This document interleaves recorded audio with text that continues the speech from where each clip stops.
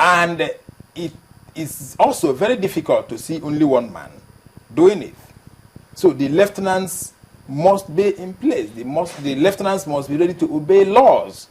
And that is where the drifting again comes. It would seem that we're only focusing attention on just, the federal government, because even in the tracing of history, we've focused attention mostly on the federal government. What about at the state level? Are we seeing any changes? We are seeing some changes, yes. But then we need to see more.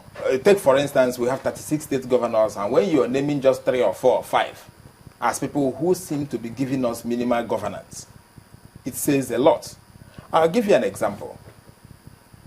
Some of our governors are very good. But then, some of the commissioners charged with various responsibilities, as a result of godfatherism, it becomes difficult for them to function. I'll give you an example. We all know that the governor of Lagos State is doing very well. But certainly, you wouldn't say the same of all the commissioners, or in fact, of even 50% of the commissioners. Now, a road that is being constructed, that is under construction, or there are some roads that are under construction, as the contractors are there, the roads are dying. That means less than 6 months. I'll give you an example. Badagry Expressway. That the contractor is there. A road that was done in less than 1 year, about 6 months, and the road is gone. When the contractors are still on site. Is it not part of culture of impunity? And nobody has done anything to the contractor. Nobody has even deemed it right to address us. It mustn't be done by the governor. There are people who are supposed to look at these things. Some of the roads you see them constructing, as they are constructing them, they are all going down. Nobody is asking questions. So are we also involved? I mean, has our cynicism also helped zip our mouths so much so that we don't think that anything will be done when we complain? So we don't say anything and nobody says anything at all. Yes, because who are you? You are complaining to a deaf person most times. But we don't even bother to complain. No, some do. I'll give you an example. Some of us, like for instance, some of us that are legal practitioners, we try to take up, because we believe that when you act locally, it has an impact on the global effect. Take, for instance, some of our service industries. They will do anything. Some of them will say they're providing digital television, and they won't provide anything. You pay, you're shortchanged. The telecommunication, you pay, you're shortchanged. And some of us, we go to court. I've had causes of going to court against some of them. And some people are doing the same. Some will make complaints, and the problem is that the government agencies charged with responsibility to listen to us seem sometimes to be overwhelmed. Hope you're not shortchanged in the courts too. Anyway, that is another issue. Because the courts too, we're also having some challenges. And we think we'll sort that one out, because we now, luckily, we have a CJN who is up and doing, but she can't do it alone. Now you're talking about culture of impunity. Perhaps let's take it to another angle and see what we can get from the continued absence of the governor of Taraba State. In the course of the week, we tried to get across to the commissioner, and he said a whole lot. And just yesterday, another news broke about him not being disposed to continue running as governor. Perhaps let's go back to the Constitution, which KG started off by telling us that, we should also talk about the ground norm. How can you explain this, constitutionally speaking now, the almost a year absence of the governor of Taraba State?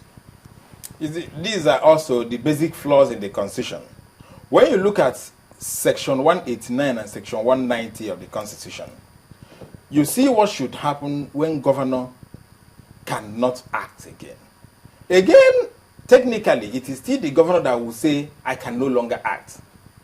Because it said that when 2/3 of members of the executive appointed by that governor transmits to the speaker that the governor cannot act, the speaker will now appoint 4 medical doctors, one of which will be the holder of the office's personal physician, to find out whether, as a result of health, he can no longer continue. Now, when you have this executive who are appointed by the governor, who are beneficiaries, in fact, who are benefiting from the governor or the president not being in office, Look at what happened during Yar'Adua administration. I've been told the regime and administration are one at the same They time. are one, but we normally use regime for the military. Anyway, Yes. you know, because of the way it is, and we use the other one also for the civilians. Now, the same exco, the same executive, some of them started, you know, doing all sorts of things. So it was in their interest that the governor do not come back or that the president do not come back, because all of them will become approving authorities. So the same executive you have appointed by the governor, some of them because they want their personal interest, some of them because they know if the new man enters, he will sack all of them and bring new, so they will never want to transmit such information to the speaker. And the speaker cannot act without such information or without such documents from the executive. That is constitutional. Then whatever happened to the oath taken by these individuals? Because if you look at the body of the oath, almost by every public officer, it talks about allegiance first to the state, not to your person. So if you would decide not to speak up or say anything or kickstart off that particular section of the Constitution because of fear of losing your job, it goes back to what we talked about, impunity. I had already stated here that impunity starts from the head. It's just like when we talked about the 8 years of administration, you know, where the president refused to obey the express wordings of the Constitution. Now, but what happens is, what should we do as the citizens when they refuse to do that?